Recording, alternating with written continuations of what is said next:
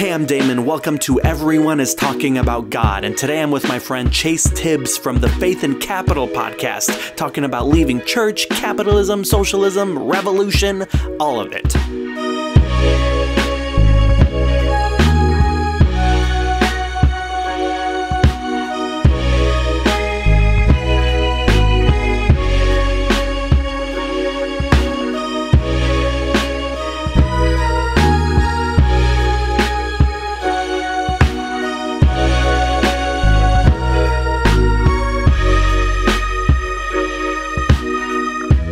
Before we get into this conversation with Chase, I just wanted to say, like, the first 6 or so minutes, my mic setting was on the wrong one, and so you could just barely hear Chase. He sounds like he's far away or something, but then we fixed it, and it was all good. All right, let's get into it.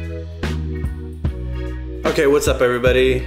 It's Damon. Welcome back to the podcast, and today I'm joined with my friend, my brand new friend, Chase Tibbs from the Faith and Capital podcast. What's up? Hey, how's it going? Good, really good. I'm glad to be here. Actually, so the last episode we put out, I drove to LA to interview my friend Jimmy, and this time I drove the other direction up to Santa Cruz to talk to you. But I want to tell this story first off. How we met is crazy. So first of all, if you look at my YouTube, one of the recent videos is with my friend Taylor, and we had mentioned on there that we met through Instagram. So let me tell you how I met Taylor first, because that leads to how I met Chase.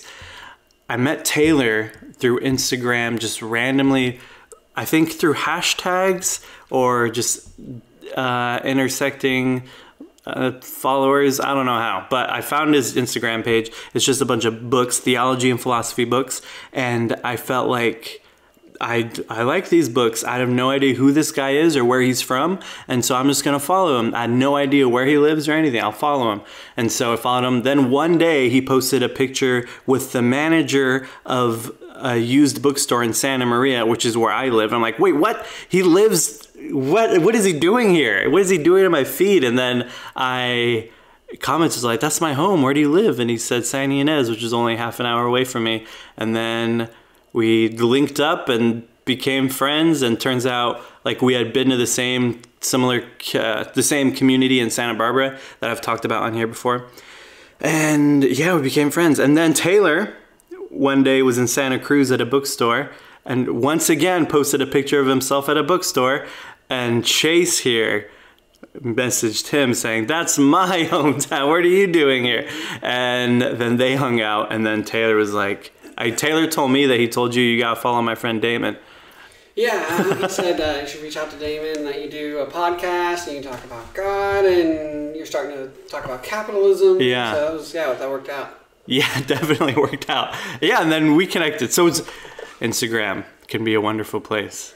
Can be. It can be. Yeah, actually I was following your podcast on Twitter a long time ago. I followed it, but not on Instagram. And so then I connected with you through Instagram. You actually told me though, when we first started talking, that Twitter could be a hard site to be on. Yeah, Twitter can be really hard. It's just a bunch of blurps, and I feel like Twitter ends up decontextualizing all these things that different people are saying. And yeah, it's just a really terrible place for democracy, I would say, for dialogue and for genuine transformation.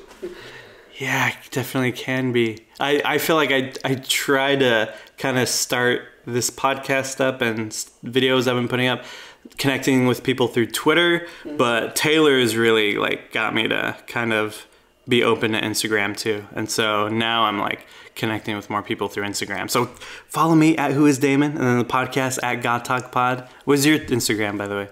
Oh, Instagram and Twitter and Facebook is Faith and Capital. Yeah. Faith and Capital. So that's your podcast. And so I wanted to talk about your podcast and what you're doing.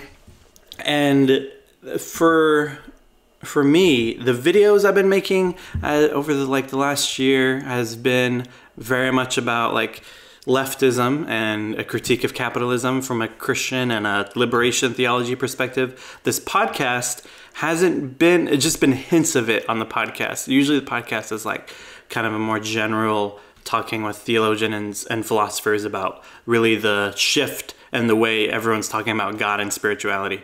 But today I feel like I'm combining all my interests and passions with you, and I like I said, been talking more and more about this stuff on the podcast, and you've been talking about this stuff on your podcast, Faith and Capital, and it's really, really inspiring because the way, first off, I want to say this, you're talking about how devastating and exploitative capitalism is, and this weird way of like how it's something we don't even notice and yet we're all a slave to. But you talk about it with the most like wholesome voice and tone and attitude ever. You're not trying to be edgy. You're not trying to like call people out or tell them, isn't this so terrible? This is awful. And you're not, and it's something I've noticed that I think needs to be more in progressive Christianity and leftism, is more wholesome voices. There's a lot of angry people out there, a lot of edgy people out there. We need some more smiling, wholesome people. So it's funny, like when I first listened to your podcast, it was so interesting to me how like nice of a guy you sounded talking about this stuff and how casual you sounded talking about this stuff. Yeah. Where are you from again? I spent most of my life in Pennsylvania. So is that the accent you have? I don't know it. I was born in Kentucky. Was there? We moved when I was 3. So some people say I have like a more southern accent. Yeah. But I think that's part of it. I just also have a nasally nose, so I just sound nasally all the time. Right. Yeah. Yeah. It's. I think there was the first couple. I was thinking like, this is really important because it's almost as if somebody like Mr. Rogers or Bob Ross was telling you how horrible capitalism is. Yeah. And we need that. We already have enough angry people talking about how horrible capitalism is. Yeah. I'll say this. I am angry. Like, yeah, you are angry. I mean, I am angry. But I think the situation, because we don't talk about it enough, because it's so complex, we need to spend a lot of time dialoguing and thinking and in conversation, rather than trying to like shame ourselves or shame others into a better world. You know, I think we have a long ways to go, and we need to be in dialogue. We need to start conversation where it's not happening. I just changed the setting on my microphone, so now you could hear Chase better. What's up, Chase? Still here? Yeah, okay. Yeah. His voice should be a little bit more clear now. Sorry about that. Okay, now something I noticed too in each episode is that it's structured. A lot of these episodes are structured like a sermon is structured. So you haven't, I don't remember you ever talking about having any, and on the podcast, any experience with preaching, but someone who comes from a preaching world, that's like clearly evident to me. And so where does that come from? Well, I did go to seminary, and I mean, I grew up a pastor's kid. I enjoy preaching in the past, and I was a part-time pastor for a while at a rural church in Indiana. So I don't think of it like as a sermon. I think when I go into it, I don't know. I mean, I think when I write my podcasts, I try and think about what I want to say. It's pretty simple. It's not a very interesting process, but it's like, what are the main points I want to say? Or if I'm dialoguing with a particular scriptural text, that takes a little more, we dive into the text, and that's what you're saying, that it sounds more like a sermon at times. And there's always like it's like the way it's wrapped up too. Actually, I noticed that with my own podcast, and kind of trying to take a look at myself from outside myself, sort of. I noticed when I first started doing podcasts, I did this weird, like, inherent automatic, like default climaxing type thing toward the end, where I knew how to like wrap up all the points into one big point. And I realized like, oh, I learned that from preaching a bunch. And so I think it's like just part of us too. But you also, like me, grew up in a conservative evangelical environment though. And you were super passionate about going into ministry and leading up a church. And so what was that journey like? how did you start out being taught about spirituality and God and all that?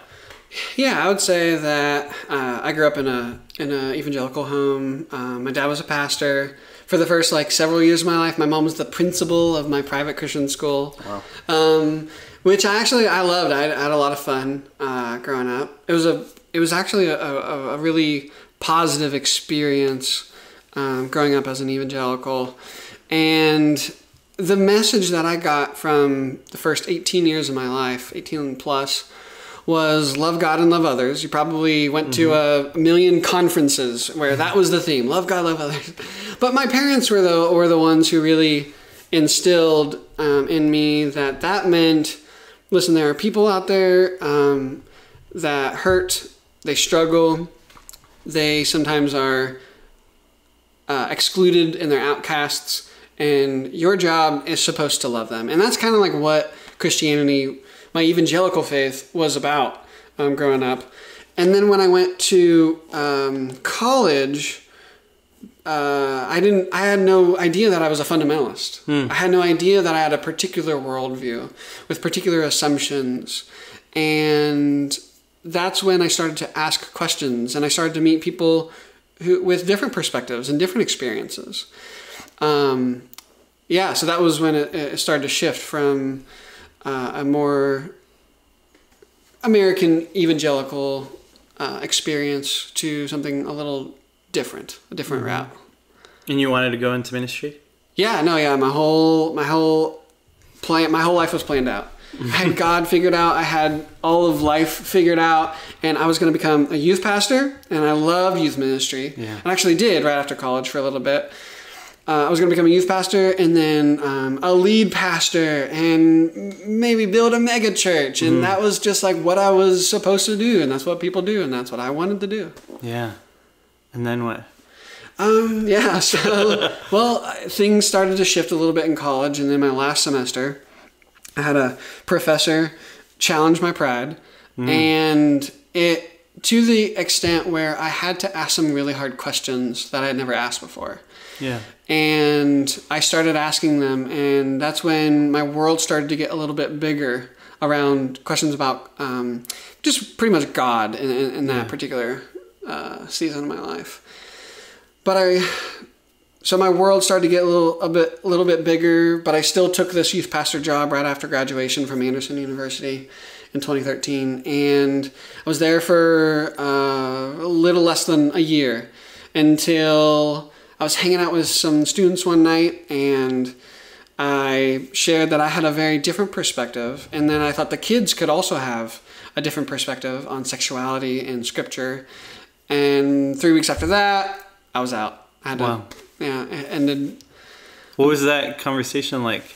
Did they call you in the office for a meeting to talk? Yeah. No, there were kind of some of the main pastors at this church. They sat me down and we had a conversation, and we both genuinely cared about each other in that moment.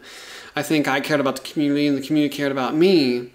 But there was a problem that Chase had a perspective of sexuality and of the Bible that I wasn't supposed to have. And so the conversation was, if you can say to the community that you're struggling and that you are kind of wrestling with it. And I would say, of course, I'm always struggling. I'm always wrestling with these things. Yeah. But that meant something that wasn't actually true to me.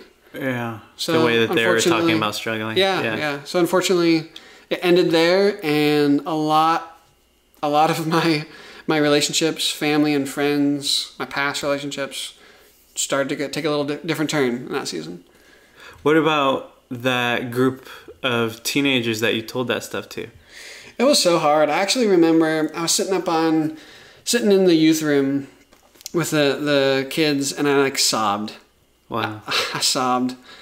I didn't feel first of all, I was going through so many really big transitions in that moment. Yeah. And I also at the time I wanted to respect that community and also respect myself, and I was caught between so many different tensions. I didn't know how to talk about what was going on. So yeah, that was really, really hard. And I think a lot of the kids there were disappointed in that moment. I don't know where they're at now. But for me, I'll say that was a really hard transition for sure. Yeah. Do you remember there being kids in that youth group that probably agreed with what you were saying, or were bummed that you had to leave? Oh, I think a lot of people were disappointed, including myself. What do you mean by disappointed? We were disappointed that we had built this relationship, and now that relationship was broken. It was done, and that there was something fishy about the situation. And Chase, did they tell the youth? No. The thing was that Chase decided that he wants to go study, wants to go to seminary. That was what we told. Yeah. Right. And of course, I guarantee you, those kids told everyone. You know what I'm saying? Yeah. Interesting. So I doubt people actually thought that. Maybe like within the weeks after. Yeah. For those that did not grow up in a church, especially the evangelical church, it's quite a common thing for when a certain ministry leader has to leave. They usually don't tell the truth for the reason. If you grew up in a church and you can remember back to when a certain pastor, someone had to leave, it probably was for a different reason they told you. Like when I was in youth group, our youth group in Santa Maria was the biggest youth group in the city. It was like 100 to 130 kids, and it was awesome. I had a bunch of amazing friends, and our youth pastor was super awesome. I had a great relationship with him. And then one day he left, and one day actually at first he was just not there, and they told us that he was visiting his mom in Nevada.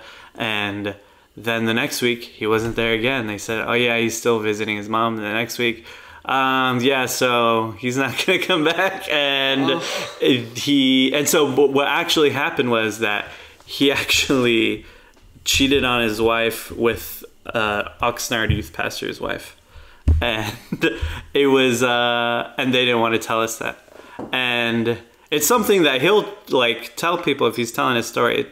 It's something that he was very ashamed of, but he like worked through, and he did get a divorce, but he ended up getting his life back on track afterward. But it was just weird that they were like trying to hide it. And then in my case, I was a youth pastor at that same church, and it was like similar, where I was questioning a lot, and I knew I didn't believe a lot of the stuff that the denomination required me to believe. And I especially had to wrestle with that because I was in the middle of my pastoral licensing process. So that involved me having to say or that I do believe or don't believe certain things.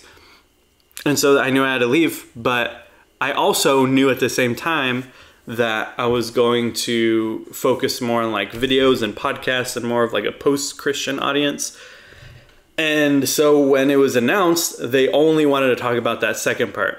And what's funny is I told my pastor I do want to eventually move to LA, and I could tell he really badly wanted to say he's moving to LA, because that was the easiest thing to say, that he's moving away. And so it was funny, like at first when we were talking about how we're going to talk about this, he was saying, so you're going to move to LA? And I was like, no, I'm not.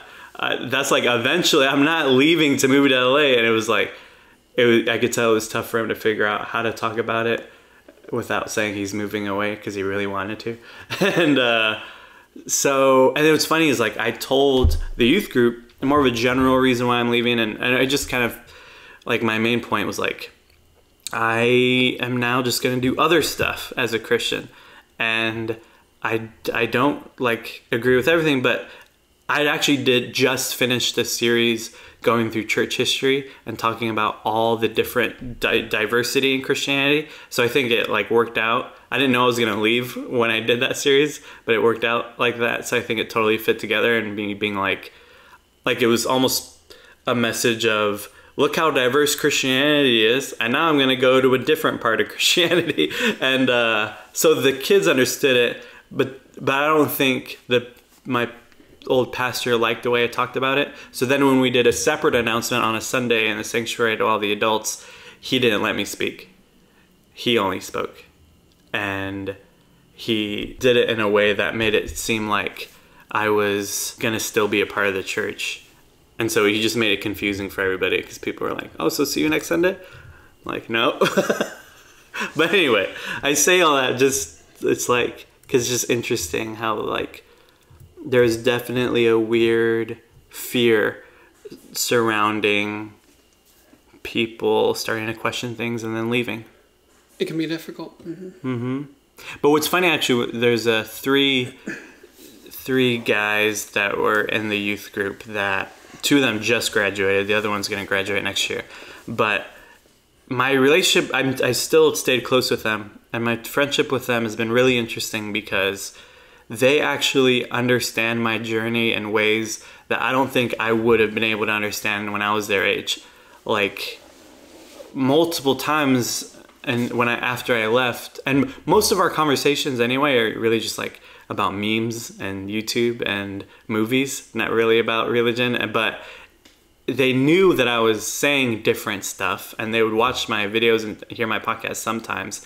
And there were times where I was wondering, do they like see me as like lost or like a heretic or like going down some slippery slope or whatever? And so one day I asked them, I was like, so do you guys like think I'm not Christian anymore, or what do you think about? And they're like, what?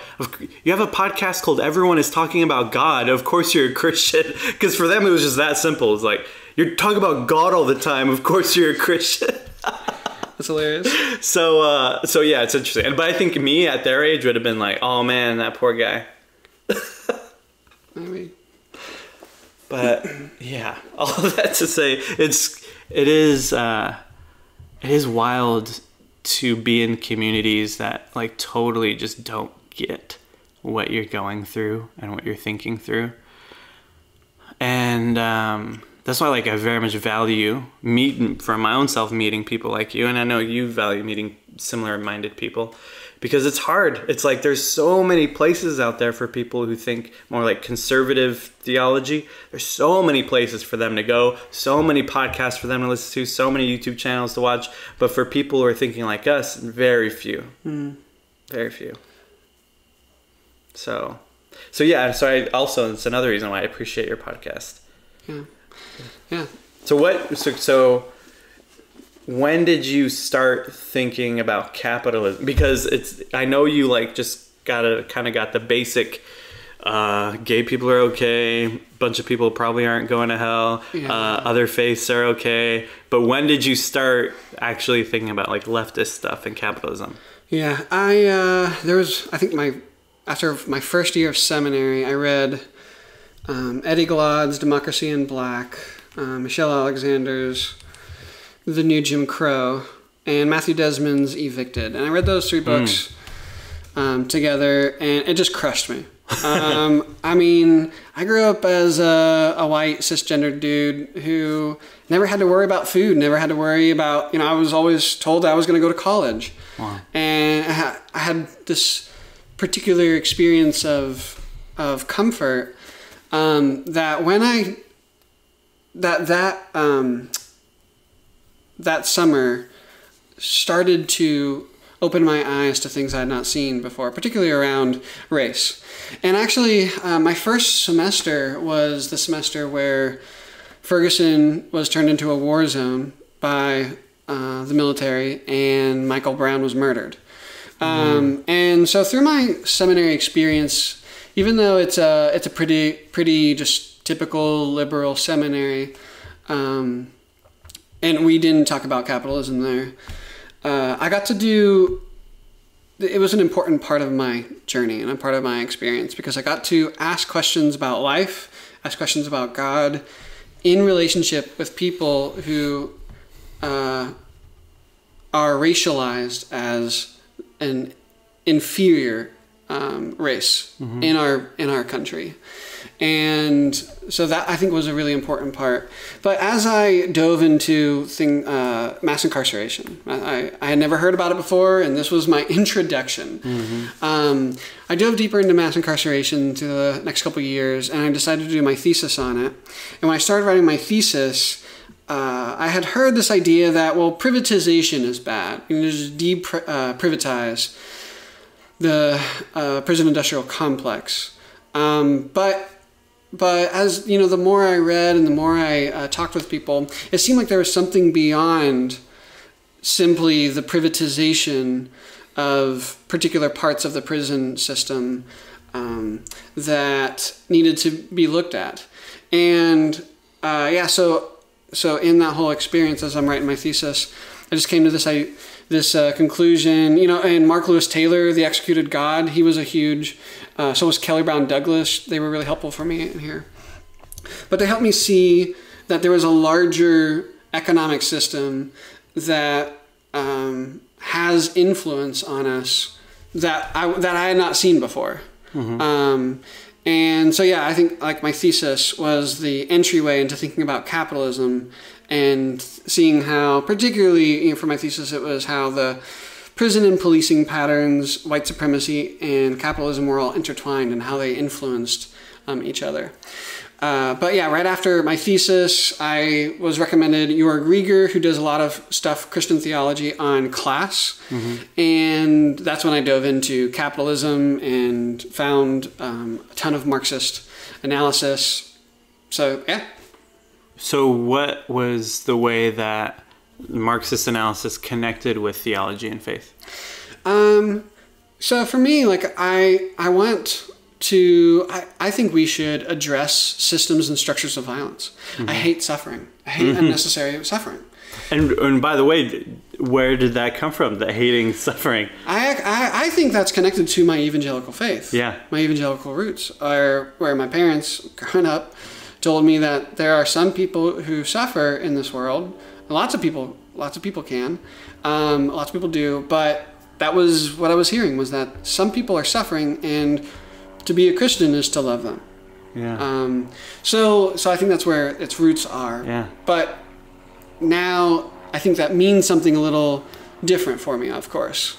There are social systems and ideas. There are economic structures and logics that concentrate both wealth and power, whether it's based in white supremacy or gender oppression or even like geographically, but also economically with capitalism.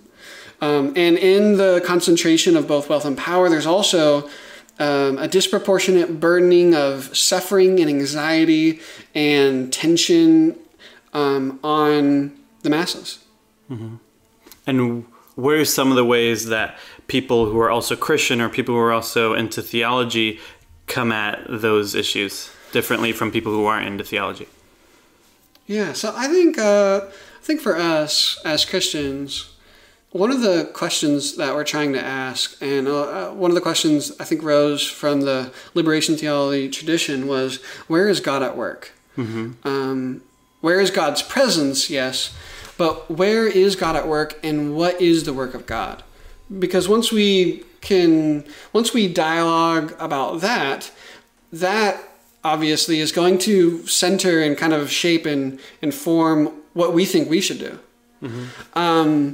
So yeah, I mean, that's not a conversation. I think I don't think secular folk need to be religious, but I think it's a unique way in which persons like ourselves, religious folk, particularly Christians, can come at these systems and structures, these sinful structures.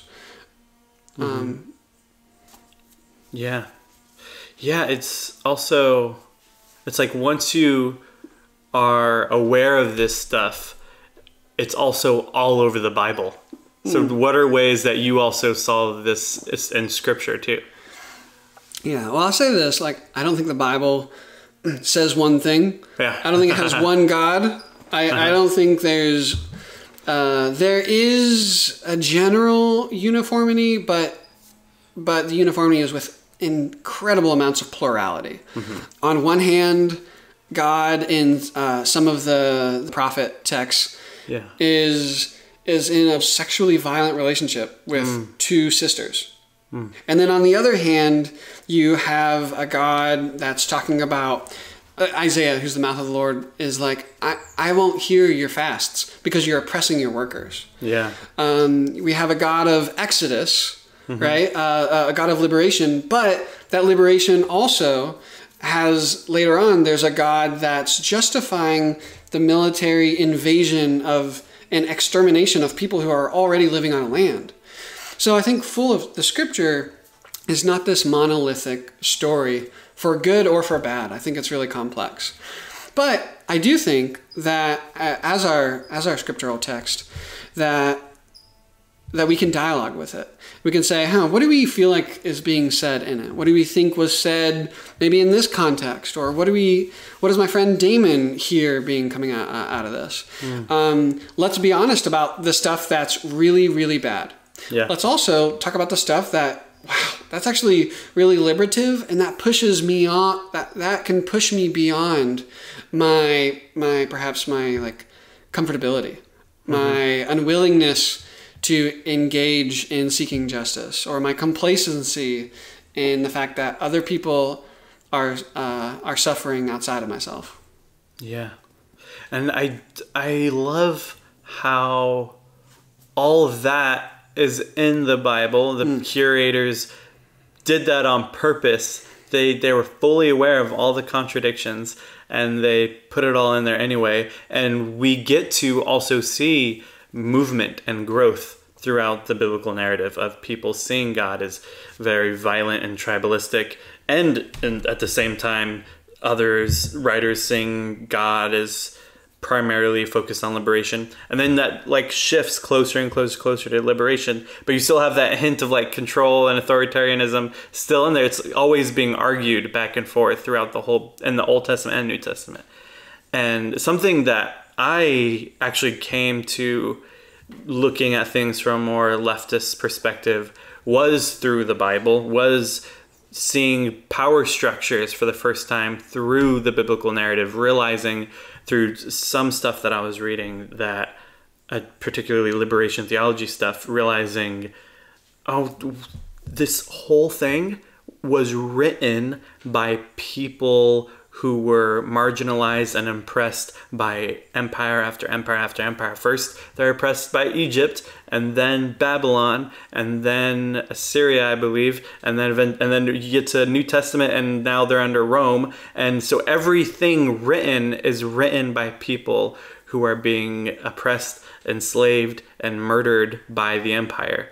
And it's one of the first things I think of. There's this popular verse people like to quote in the Psalms, or David says, I wish, like it's a very angry prayer, and he says, I wish you would take their babies and smash their heads against the rocks. And that's a verse that's popular because, for one,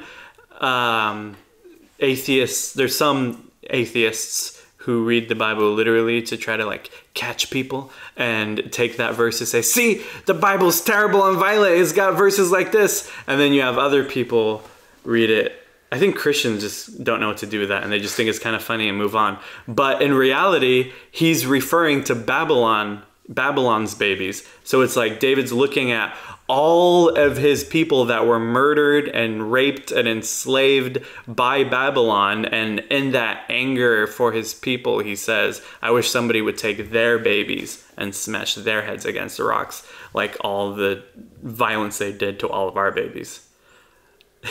So it's like it's all in there. You just have to like read it, maybe just zoomed out, and I feel like zooming out is what really helped me initially.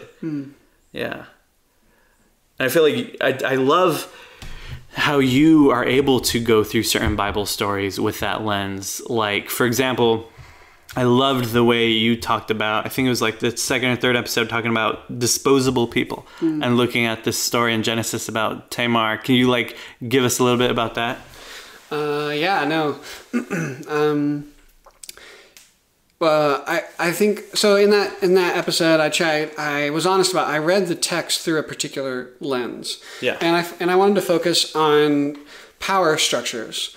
That there was a patriarch named Judah in this story, who is in a particular position that makes all the decisions, and that Tamar was under his will, under his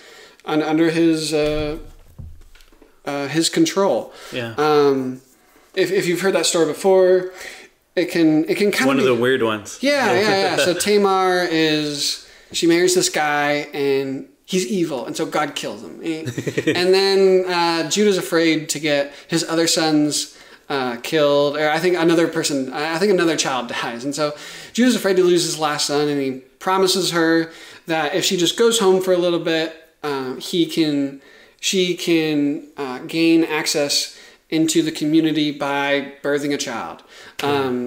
With his third child when he came of age. It didn't happen. And so, yeah, I think in that story, in that episode, we were just talking about how the experience of people like Tamar, who can be thrown out to the edges and completely erased from our community's stories about ourselves. But people like Tamar, they're survivors and they're resistant. And that they don't just go away. And actually, that's something I've learned about myself is when I talk about, say, people who are oppressed, and now actually with my understanding of capitalism, I would include people like you and I as well. Mm-hmm. But when we talk about people who are oppressed, a lot of the language is in their inefficiency, in their lacking. And that's how I've often talked about the oppressed. But I also think the oppressed are the resilient and those who have agency. And so I think there's a lot that we could say about that particular story. I would just recommend going to check out that episode. Yeah, definitely go check. There's 2 parts, isn't it? Yeah, 2-part. Yeah, so he goes really, really deep into that. And there's other episodes too where he goes through other Bible stories. And when I heard those, it very much, like I said earlier, felt like a sermon, and it felt very much like these episodes, the way he's talking about this stuff, what he's saying, is what the sermons should be in all churches today. This is what should be said on the pulpit and the way the Bible is read from the pulpit. Definitely. And it actually reminded me, did you ever read Socialism in the Churches by Rosa Luxemburg? It's like a somewhat short essay, but she wrote that. This Jewish atheist wrote this essay called Socialism in the Churches in reaction to the Christian preachers preaching against the workers and the riots that she was leading. And she then goes through the history of the church to argue, you guys should be the first ones to care about this. You guys should be the first ones to be on the side of the worker. Let me point you to scripture. Let me point you to church history. Let me point you to Jesus. You guys should be the first. And then she goes also through the history of what the church was doing through the age of feudalism and how they sided with the feudal lords and then with the capitalists and how the church sided with them. And so kind of just showing this is how things got kind of twisted up, but it doesn't have to be this way. And that's really inspiring. And I feel like when I think about that, I realize like it's obvious to people even who didn't grow up Christian that there are ways to talk about this stuff that actually lifts up the marginalized and the oppressed and the workers who are demanding agency and control over their lives, and how it's very much something that, yeah, it's like we have a whole huge book as a resource to do this work. Yeah. It really does. I think a question that we have to ask ourselves in this century is, we know, looking at the past, that Christianity can justify incredible amounts of suffering and violence. Yeah.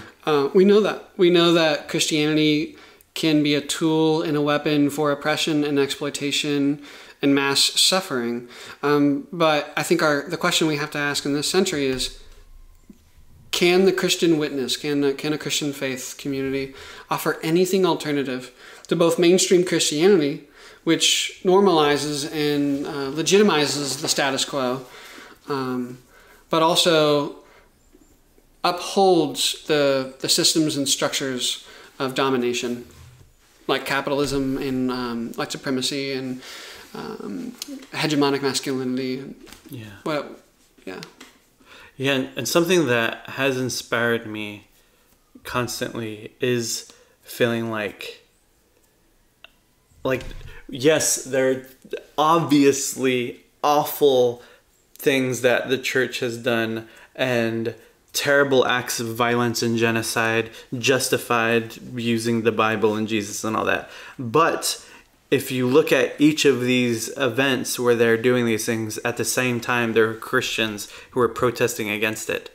There's I see very much two streams. And actually, when I did that church history sermon series at the youth group, I talked about these two streams within the history of Christianity. And you have the ones who only wanted to focus on the, what's it called? The great, what's it called? Well, I can't believe I don't remember this, where Jesus tells them to go out and preach, go out and make disciples of all the world. What's that called? The great, oh my gosh, I'm a terrible Christian. No, yeah. The Great Commission. The Great Commission, yes.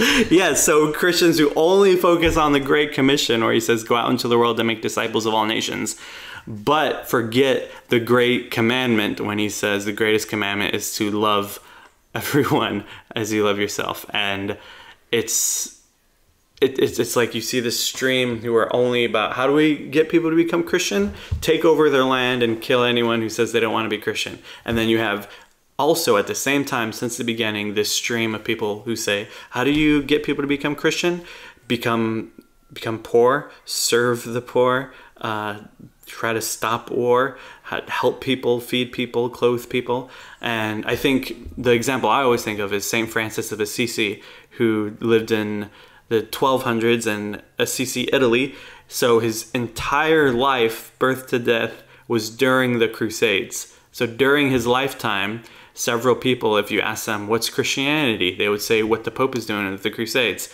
But for him, it was totally different. He dedicated himself to poverty and started this order that he called the Lesser Brothers, and they're totally committed to serving people. And he was very much extreme. Some of the extreme things he did was if he saw someone that was more poor than he was, he would give them what he has immediately so that he wouldn't ever encounter someone more poor than he was. He ended up dying at 30 because of this lifestyle, but he went down in history as the most beloved saint, absolutely the most beloved. There's plenty of people that look at Jesus and then St. Francis, and then the Pope, our recent Pope today, named himself after St. Francis, which is kind of an interesting twist. But it's that inspires me when I look at Christianity around me today and see people saying things like, for example, the Bible tells us to follow the law, so that's why these kids have to be in cages on the border. And I'm a Christian, so I'm against gay people. It's though I look at that terrible, dominant, colonizing Christianity, and I remember, no, I'm a part of a different stream that's always existed throughout this whole thing. You just have to look in the right spot. Yeah. And I think you're a part of that too, very much. I can, I would say I'm complicit in a lot of violence and, a lot of sin. Right. But I think what we're trying to do is to try and identify what beyond our individual choices, what beyond the things that we're even really aware of is leading us to participate in the exacerbation of suffering of others. Yeah. Mm-hmm. Yeah. That's really good. So, would you say that there exists a Christian left? I don't know. I don't know. Honestly, first of all, the language of left and right, it never really caught on for me. Okay. I didn't grow up thinking of myself as on the right. Even though I do recognize that there are two mainstream political forces. You have the Democratic Party and the Republican Party. But I would say that there are people who think about their Christian faith and are engaging the system as a whole, which I would say both political parties, both the Democratic Party and the Republican Party, conservatives and liberals, whatever they want to identify themselves as. Mm-hmm. There are people who are trying to look at the picture in a little larger frame, in a little more complex frame, mm-hmm. And to see how both of those kind of conservative and liberal movements are two sides of the same coin. Yeah. That makes me think I've been into liberation theology I'm trying to think when I first got into it. It was maybe 2013, 2014. And like that painted how I saw everything ever since then. But like learning certain words has got me to change the way I talk about, like, using the word left, for example, because like realizing actual definitions of words. Like, for example, I was stuck in this mindset that a lot of people are still in, that the only options is conservative and liberal. And every idea, every policy, every person is either conservative or liberal, maybe centrist, which is between conservative and liberal. And I for a while would say things like that I'm super liberal, but now looking back, I know I didn't mean that. I know what I actually meant was, I'm not a liberal. I am further left than that, and I'm not for liberalism, but I didn't have the language, so I would say I'm very, very liberal. And I think there was even a couple old podcasts where I said that, and now I look back and cringe, but it's just because I didn't know the words yet. I didn't know exactly what I was saying yet. So now I'm slightly more educated. I'm still learning words, but yeah, I would definitely say leftist and definitely not a liberal. But it's interesting, though, something that we both have noticed is that people, when they talk about this stuff, a common theme for people who aren't really into politics is that they think the only people who care about the working class and the poor are the Republicans. It's like this common theme that, and the Democrats only care about like gay people and trans people and race, but they don't care about the working class. What about us? And I feel like that's a huge reason why Trump won, is that they were convinced Obama doesn't care about us, but Trump finally does. But a lot of people are unaware that there are people further left that's all they're talking about is working class issues. So have you experienced that too? Yeah, I would say, yeah, that there are both the Democratic Party and the Republican Party. Neither of them actually care about class, and about addressing the conditions of working peoples and the unemployed. And I would say I'm sure there are some people who may have that desire to, but they're operating within a system that, again, is not interested at all and is actually formed around the protection of our order of class. Our concentration of wealth and power into a very, very small minority of people at the top of our economic and political system right now. But yeah, the Republican Party, you had Trump in the 2016 campaign. He was talking about trade. He was talking about jobs. I think that resonated with a lot of both Republican and Democratic voters. Of course, he said a lot of other stuff that I think is certainly part of why he got elected.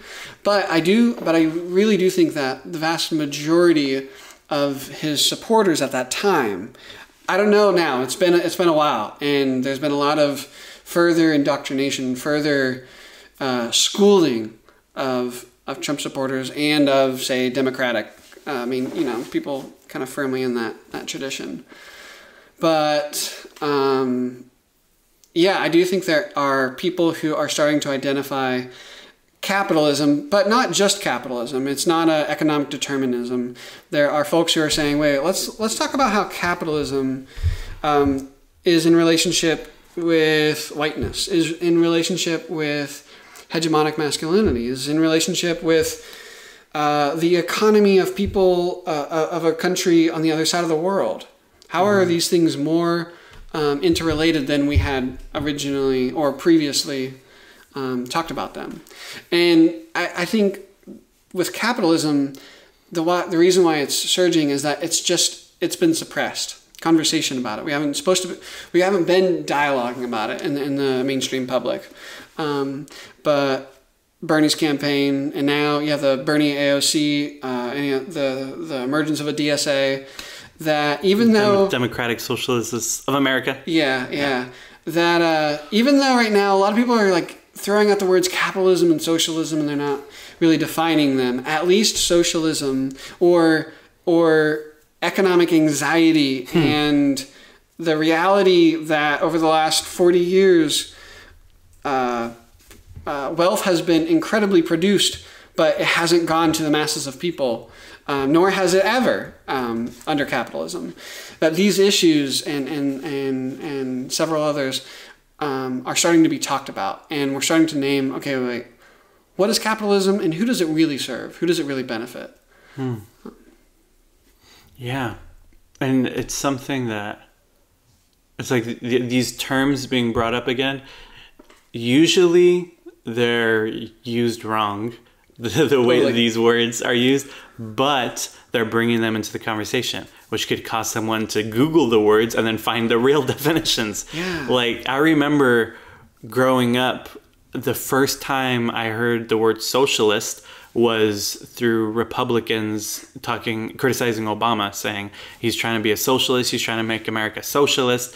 And now I understand nothing Obama did was remotely socialist, but it was the first time I ever heard the word, and it just kind of stuck in my head. And then I eventually heard people saying it about Bernie Sanders, and then actually not just Bernie Sanders, every Democrat, a lot of these Republicans say every Democrat is a socialist, and I'll randomly on YouTube get an ad that pops up and says, the Democratic Party is spreading socialism, do something to stop them, or whatever. But wow. But because of that, that's what probably got me to really search it out, and I think a lot of people were like, they're socialist? Let me Google what socialism means. Karl Marx? Who's Karl Marx? And then actually read his stuff, and then actually were like, and I think there's a lot of people where they're like, oh, you're calling Bernie Sanders a socialist? I guess I'm a socialist because I like Bernie Sanders. And then eventually we're like, let me look into socialism because I keep telling people I'm a socialist. And then eventually we're like, oh yeah, Bernie's not a socialist, but now I am. Yeah, so a conversation is being had. Yeah. And that's a great place to start. Yeah, definitely. There's a lot of people that were radicalized from the Bernie campaign that kept moving further left. And now when this next election comes around, a lot of them are now so radicalized that they're definitely not going to vote for Bernie. They think Bernie is like a product of the imperialist capitalist system, which is kind of funny and weird and sad, but... Yeah. I personally am a leftist that thinks the DSA is largely a good thing. It helps people kind of move further to the left step by step, kind of in the same way that Occupy Wall Street wasn't like a big lasting effect thing, but it did help move people a little further left. So yeah, that's how I see Bernie, but whatever. Yep. I understand it's not the end goal, but it is good enough for now. I definitely feel like he's changed the conversation from elect me and I will do this for you, okay, to we the people need to bring about change, and I think that's something we have. I've never heard in my lifetime. I've never heard as in my short period of interest in politics. But yeah, to me, that's one of the things that helps kind of put Bernie stand out amongst the others. So if, I feel like there probably isn't, but if there is people listening to this that are like, yeah, I'm a Christian, or I'm a religious, I'm spiritual, I think this God stuff is all good. But these socialists, these communists, these Marxists, a lot of them are atheists and hate religion and hate people like me. And that makes them kind of shut off to people talking about this stuff, because there's this idea that a lot of them are atheists. But how do you think people should engage with other people who are talking about this stuff but hate religion? I would say that, well, first of all, if you aren't in conversation with someone who identifies as a socialist in person, like person to person, over scrolling through Facebook or scrolling through Twitter is not the place to meet someone you may have a difference of opinion, right?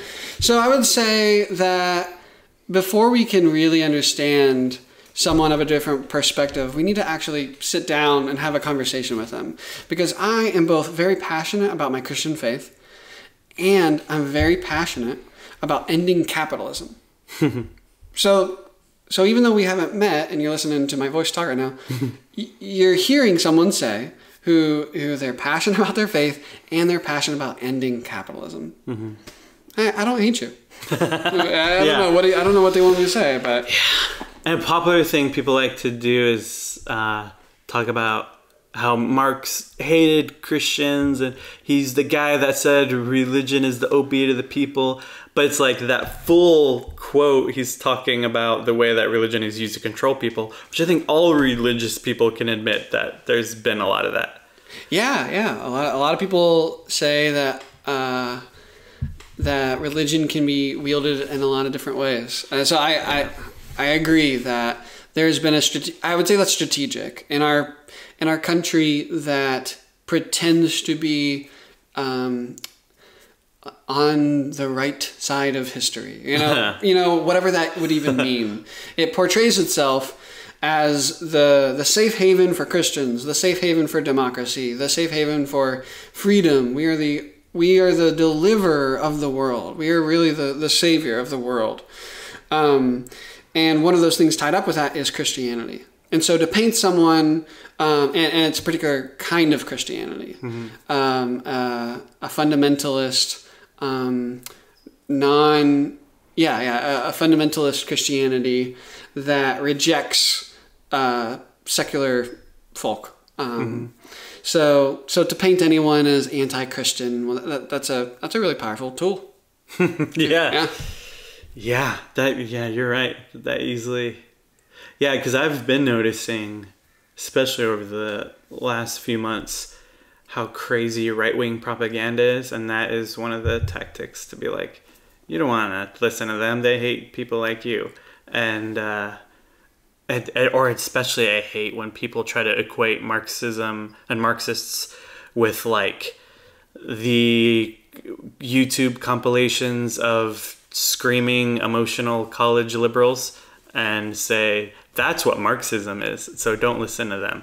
When it's like, when actual Marxists would say, that's definitely not what any of us are doing or thinking or saying. That's something completely different. And and that's something that like I had to kind of really explore and realize, like, because I saw a lot of those YouTube compilations, those type of SJW cringe compilation number 27 and like type stuff, and I started just because I thought it was funny at first, and I just thought it was entertaining to see people get emotional. But I eventually had to realize this isn't something that is actually as large as people are making it seem, and that I very much believe in the same way that certain Republicans have told kind of centrist, apolitical, uneducated young people, hey, I know you're struggling under capital. They're not going to say that, but they're struggling under capitalism. They're like, I know you're struggling right now. The reason is those Mexicans. And then Democrats will tell some people, hey, I know you're struggling right now. The reason is all white men. And it gives them something to get angry about and fight over and convince them the battle is never over, so they never actually think about class. And so that's something that like has really helped me understand a lot of political discourse online, is like realizing a lot of people talking politics online actually aren't representing the political ideology that they say they are. They're just, I don't know, angry and being manipulated and used to distract you from class. And the same thing happens with Christians are being used to distract them as well. Plenty of ways Christians are distracted. Yeah, but I think like what you were talking about earlier is that that's a great place to start. We need to start dialoguing, talking about how class and race and gender and religion, all these things are intertwined. Very intertwined. Like actually something, because I first came to kind of leftist ideas or looking at economic systems more critically through liberation theology and through the Bible. But when I first heard of Marx and social conflict theory, my first instinctual thoughts was, wait, this is what is in the Bible. Like this idea of like, there's these powerful people who are not taking care of the poor and will be punished, and the poor will be lifted up by God. It's like, it's very similar to social conflict theory. And so it's, and then I eventually realized, Marx actually is amazing at pointing out the problems.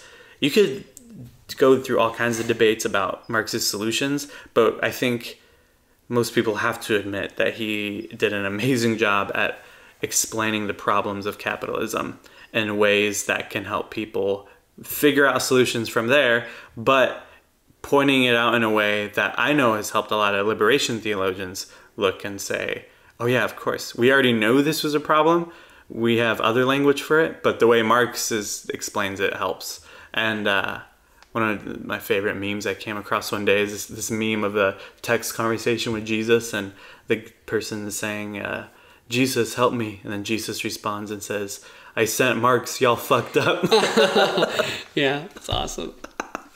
I kind of agree with that. It's like, I feel like he was pointing out something. He, at the time, the only Christianity he saw in his life was very oppressive, controlling, imperialist Christianity. So of course he was going to constantly criticize it. Of course he was. And he was just looking at, how people were being oppressed and marginalized in ways that good Christians do as well. Yeah, as should be. Yeah, I was going to say, that's what we should be doing. Yeah, definitely. And that's actually, in case people don't know, it's like Marx wrote a whole book called Capital. That's by the way, is Marx's like main thing. Don't let anybody tell you that Marx's like seminal work was the Communist Manifesto. That was like a random pamphlet thrown together to get some workers to start thinking about this stuff. But that's not his like Capital, which is very complicated, very long, is his main stuff. There was that recent Jordan Peterson Zizek debate. Did you see that? I didn't subject myself to that. Jordan Peterson was like, all right, I'm going to argue against Marxism. I read the Communist Manifesto. I never read anything else by Marx, but I read the Communist Manifesto, and my entire talk is going to be dismantling every point in the Communist Manifesto. And then Zizek was then quoting all kinds of Marxists that came after Marx that was totally on some totally different stuff. Interesting. And by the end, Peterson was confused and felt like, kind of was implying that, I don't know if you're a Marxist, maybe you should call yourself a Zizekian because the stuff you're saying sounds like new stuff. And Zizek was trying to tell him like, there's so much other stuff. And then my favorite part, Zizek gave him a reading list at the end. This is amazing. But anyway, I say that just to say that like, there's some other stuff that Marx wrote besides the Communist Manifesto. That's all you know. And and I brought it up because I believe that's why your thing is called Faith and Capital, is inspired by that book. Yep. So where does that play into your podcast?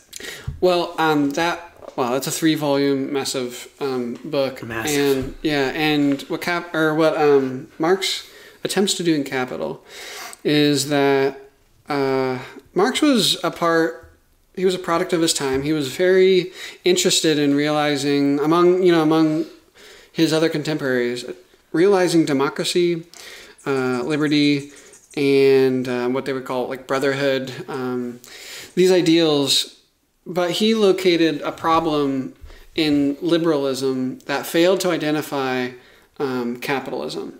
And so he was just one of many people who was really passionate about actually genuinely realizing democracy and well-being for everyone. And what Capital does is he starts with the organization of surplus, basically the relationship between employers and employees in capitalist systems. And he helps us see how it's very unique. And he helps us see how those two roles they have certain functions and they're supposed to do certain things and they relate to each other in a certain way. And that has consequences, both inside the businesses and enterprises and corporations, but also throughout society.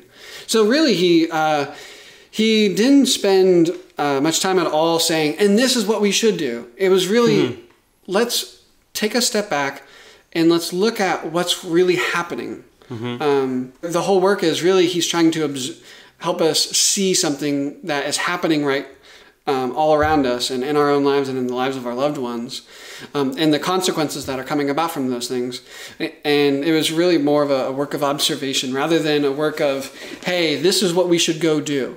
Which is what people think of when they think of Marxism, Marx in particular. Yeah, and what I've read when I've read Marx is this idea where he is seeing this as a pattern, a historical, cultural pattern of when you treat people like this for so long and so awfully exploiting the workers the way you are, eventually they're going to rise up and change the system. And it's something that I think is seen in the Bible as well, this pattern of an empire rises up and mistreats people and exploits people in order to get more and more and more powerful, thinking they're only going to keep going up, and then they get destroyed. And then another empire comes and they think they can do the same thing. And I think, yeah, it's a pattern that several different people have noticed. And yeah, I think Marx is like trying to get people to understand it from a kind of a little bit of scientific perspective and a sociological perspective. It's like, let's look deep into this. And some people have tried to like really force it of like, yes, we know that that's where things are going, so let's make it happen. And that has resulted in violence at times. But something that I love that Rosa Luxemburg said, I love Rosa, she might be my favorite Marxist. She talked about how, well, she was criticizing the way that Lenin was trying to get people to participate in the revolution through terror, and she was very critical of using terror to try to mobilize the working people. And she said that the masses need a spiritual transformation. Socialism demands a spiritual transformation, and she very much saw it as like, this needs to come up from within the workers, not from some authoritarian above scaring them into doing something about their exploitative state, but instead it needs to come up from within them. And so it's and I think that's possibly something that the Christian left can help with, and their role in everything is to perhaps help with that spiritual transformation that can wake people up and get them to first of all see like every life is worthy, everyone is like the basic doctrine, everyone is made in the image of God, so people shouldn't be mistreated. And then when people talk about doing something about it, they're ready to go because they already got that foundation. Yep. Yeah. So yeah, that's basically where I'm. I very much feel like right now with the content I'm making, and I feel like with your content too, I personally feel like we're in a similar space where we are trying to wake a lot of Christians up. And there's a lot of people who are saying a lot of similar stuff we're saying, but they're not talking to Christians. So we're just trying to get the Christians on board too. Yeah. I'd say like I'm learning a lot. I got a lot to learn. And, yeah, me too. Definitely me too.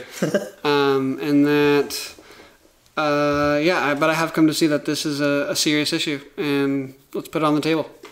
Yes. Yeah. Thank you so much for talking with me, Chase. Yeah, thanks for hanging out. Appreciate it. So everyone go check out his podcast. You got, I believe, 10 episodes up there right now, and they're all great. And they're a lot shorter than my podcast, by the way. They're like each 25 minutes. So you go right through those, and definitely check out the ones on Tamar. I really love those. And yeah, it gives you a different perspective, whether you're a Christian and want to hear this stuff being talked about a little bit differently, or you're not a Christian and you want to hear how leftist stuff could be talked about a little bit differently. But also, do you have any recommendations for people who have no idea about how this faith in capital could be talked about, what they could start with and looking into? I would start... Besides your podcast? Yeah. That's a great start. A book-wise, a great book for churches, for pastors, for someone who, it doesn't matter if you've ever read anything about capitalism or never read anything, even like a theology book. I'd recommend Joerg Rieger. It's Joerg, or Joerg. Yeah, Joerg Rieger. His book, Jesus vs. Caesar. I think it's a great accessible book for Christians to start talking, dialoguing about a God, a life-affirming God, who seeks to confront and dismantle systems and structures of violence, including economic systems and structures of violence, and then that God is in tension with the God of Caesar. I think that's a great book for church communities to start with. Yeah, I agree. Yeah. Another. I'll say one more. Check out Richard Wolff's book if you want to look at if you want to get a good intro to kind of the heart of Marx's work. Check out Democracy at Work by Richard Wolff with 2 F's. Democracy at Work. Start there. That's good. Thank you so much for this. All right, everybody, go check that out, and go check out some of these other episodes that we've been putting out, and go check out my YouTube channel. Been putting out way more stuff on this subject. youtube.com/Damon Garcia, and I'll see you in the next episode. Bye-bye.